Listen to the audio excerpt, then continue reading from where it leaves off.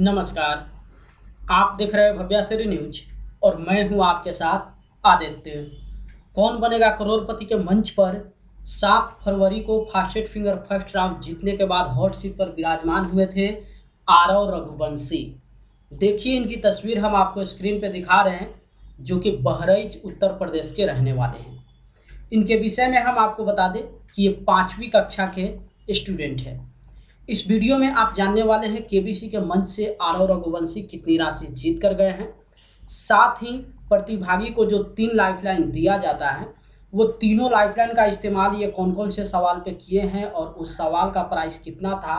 लेकिन उससे पहले हम आपको बता दें कौन बनेगा करोड़पति के मंच से ये 3,20,000 पॉइंट्स जीत कर गए हैं। 3,20,000 जीतने के बाद महानायक अमिताभ बच्चन इनसे पूछते हैं 6,40,000 का प्रश्न और उसी प्रश्न पे ये गलत जवाब सबमिट कर देते हैं। अब चलिए आपको दिखाते हैं कि आखिर ये अपने तीनों लाइफलाइन का इस्तेमाल कौन कौन से सवाल पे किए हैं।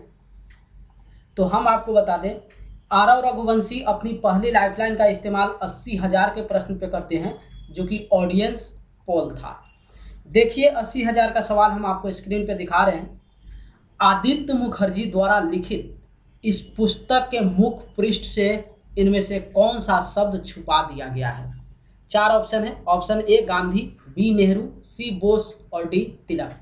तो एक पिक्चर दिखाया गया था, देखिए वो पिक्चर हम आपको दिखा रहे हैं और इसी पिक्चर को दिखाकर जो है ये प्रश्न पूछा गया था।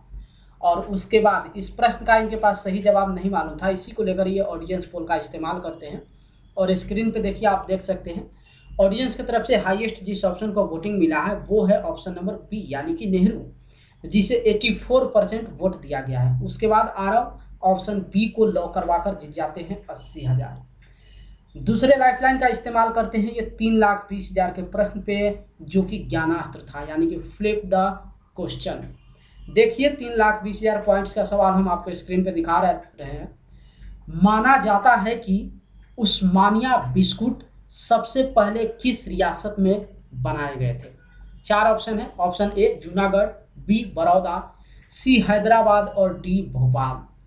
तो इस प्रश्न का इनके पास सही जवाब नहीं मालूम था, इसी को लेकर यहाँ पे ये ज्ञानास्त्र का इस्तेमाल करते हैं यानी कि फ्लिप द क्वेश्चन।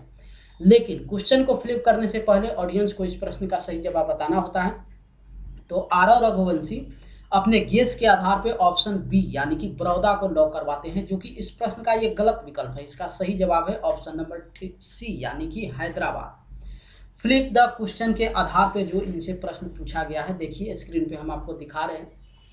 एंटेरोग्रेड और रेट्रोग्रेड किस स्वास्थ्य स्थिति के वर्गीकरण है। 4 ऑप्शन है। ऑप्शन ए स्मृति लोप, बी मधुमेह, सी दमा और डी गठिया। तो इस प्रश्न का भी इनके पास सही जवाब नहीं मालूम था, इसी को लेकर इसी प्रश्न पे इनको बची हुई अपनी आखिरी लाइफलाइन आस्क द एक्सपर्ट इस्तेमाल करना पड़ जाता है। अगर ये यहाँ पे पहले आस्क द एक्सपर्ट का इस्तेमाल करते तो एक लाइफलाइन इनका सुरक्षित बच जाता, लेकिन गलत डिसीजन की वजह से एक लाइफलाइन इनका वेस्ट चला गया है। और देखिए स्क्रीन पे आप जिनको एक्सपर्ट के रूप में देख रहे हैं, इनके विषय में हम आपको बता दें कि इनका नाम है शरद विवेक सागर और ये ऑप्शन ए को लॉक करवाने के लिए सजेस्ट करते हैं। जिसके बाद आरव रघुवंशी ऑप्शन ए को लॉक करवाकर जीत जाते हैं 3,20,000। 3,20,000 जीतने के बाद ये सामना करते हैं सुपर संदूक का। सुपर संदूक के दौरान जैसा कि आप लोग जानते हैं कि अगर प्रतिभागी 5 या फिर 5 से ज़्यादा प्रश्न का सही जवाब दे देते हैं तो उनको मौका मिल जाता है अपने किसी एक लाइफलाइन को एक्टिव करने का।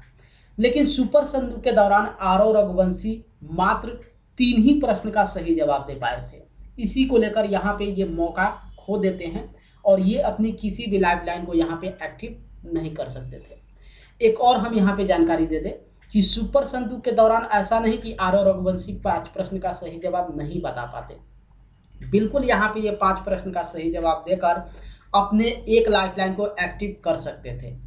लेकिन यहाँ पे एक ये गलत डिसीजन लिए हैं कि क्वेश्चन को जो है हिंदी में इनको लेना चाहिए, तो ये हिंदी में ना लेकर इंग्लिश में ले लिए हैं।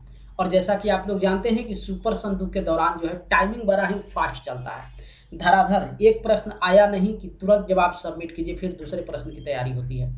तो यहाँ पे समय प्रतिभागी को न के बराबर मिलता है। तो किसी भी प्रतिभागी को वैसा लैंग्वेज सेलेक्ट करना चाहिए जिसको आसानी से वो एक्सेस कर सकते हैं। दिखावा यहाँ पे बेहतर नहीं होगा। हिंदी और इंग्लिश में कुछ स्टूडेंट ऐसा समझते हैं कि इंग्लिश अगर हम सेलेक्ट करेंगे तो लोगों के नज़र में अच्छा होगा, लेकिन ऐसा कुछ भी नहीं होता है। हिंदी हमारी मातृभाषा है। आप जिस लैंग्वेज को अच्छे से एक्सेस कर सकते हैं बेहतर होगा उसी लैंग्वेज को जो है चूज करना चाहिए। लेकिन ये सुपर संदूक के दौरान जो है इंग्लिश सेलेक्ट कर देते हैं और उसके बाद जो है स्क्रीन पे धराधर एक के बाद एक क्वेश्चन आना शुरू हो जाता है और ये लगातार एक के बाद एक गलत जवाब सबमिट करना शुरू कर देते हैं। इसी को लेकर सुपर संदूक के दौरान जो है ये 3 ही प्रश्न का सही जवाब देते हैं।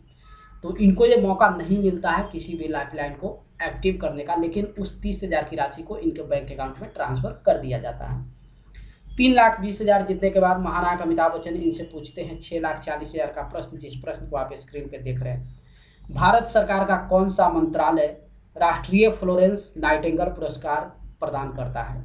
और इसी प्रश्न पे आरव रघुवंशी गलत जवाब सबमिट कर देते हैं। हम आपको बता दें कि अगर ये सुपर संदूक सही तरीके से खेले होते तो यहाँ पे यकीन मानिए ये 6,40,000 100 नहीं 110% जीत जाते और हो सकता था 12,50,000 का भी सही जवाब दे देते। लेकिन दुर्भाग्य से ऐसा हुआ नहीं है। और ये जो 6,40,000 का सवाल आप देख रहे हैं ये नो रिस्क पे होता है कि अगर प्रतिभागी यहाँ पे गलत भी जवाब सबमिट करते हैं तो कुछ खोते नहीं हैं। अदरवाइज आरव रघुवंशी इसी प्रश्न पे गेम को क्विट कर देते, लेकिन चूंकि नो रिस्क पे था तो ये अपने गेस के आधार पे ऑप्शन को लॉक करवाते हैं, जो कि ऑप्शन नंबर डी था, यानी कि संस्कृति। हम आपको बता दें ये ऑप्शन डी जो है इस प्रश्न का गलत विकल्प है। इसका सही जवाब है ऑप्शन ए। तो इस तरीके से कौन बनेगा करोड़पति के मंच पे इसी 6,40,000 के प्रश्न पे आरव रघुवंशी गलत जवाब देकर 3,20,000 जीत कर गए हैं।